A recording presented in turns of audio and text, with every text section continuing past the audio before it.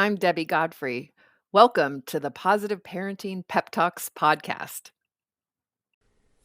Today, I want to talk about figuring out patterns of behavior to help in the future. So, looking for ways to predict a better way to handle a situation that may occur with your kids.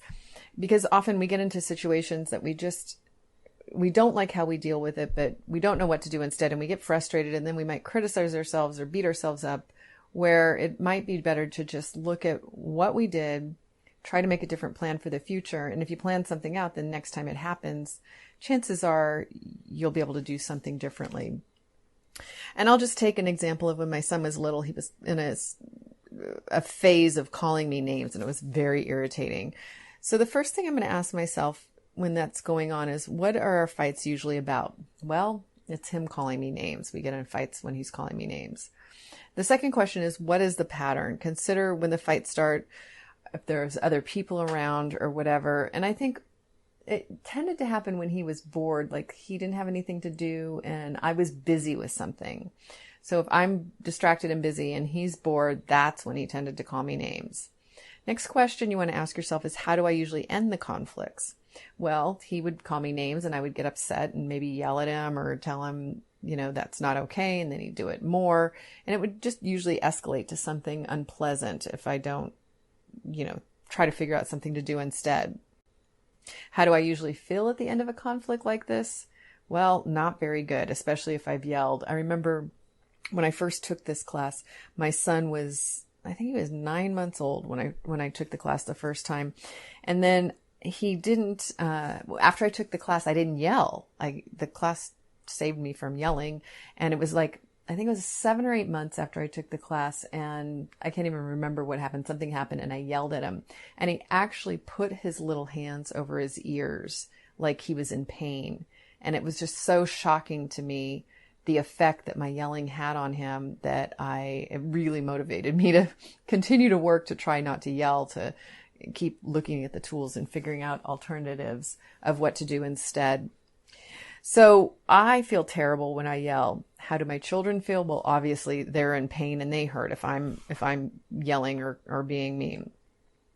What do I do to not make it work? Well, my contribution there is being distracted and busy. So when I'm focusing on other things, when my kids need my focus, that creates conflict.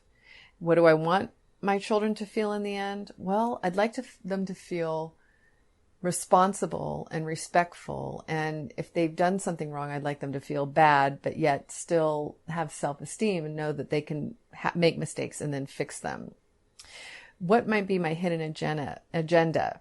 For example, sometimes we have a hidden agenda of needing to be right, wanting to be a better parent than the other parent.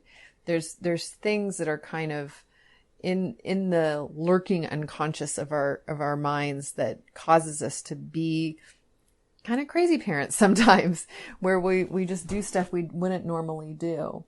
So the last question is, what will I do to break the pattern? And in this case, I decided to create a logical consequence with Michael's behavior. So in tomorrow's pep talk, I'll go over what that looked like. So today I want you to practice discovering patterns. What are our fights usually about? What is the pattern? How do I usually end the conflicts? How do I usually feel at the end of a conflict? How do my children usually feel at the end? What do I do to make it not work? What do I want my children to feel in the end? What might be my hidden agenda? What will I do to break the pattern? Have a great day. Happy parenting. Thank you so much for joining me here at the Positive Parenting Pep Talks podcast. I assume you're here because you're getting something out of these daily pep talks. And wouldn't it be great if more parents could hear more about these ideas for their children?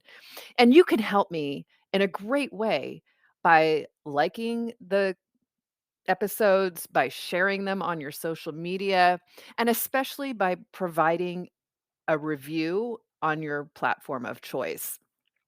So if you could do me a huge favor and do that, it would really help get this out to many, many, many more parents. And we can all help our children feel more seen, heard, and understood, which is my life's work, is to make sure that all children feel loved and appreciated, and that we can discipline them without breaking their spirit. So I hope that you've enjoyed these podcasts and will continue to enjoy them. And I really appreciate any support you can give me here at Positive Parenting Pep Talks. Thank you so much. Have a great day and happy parenting.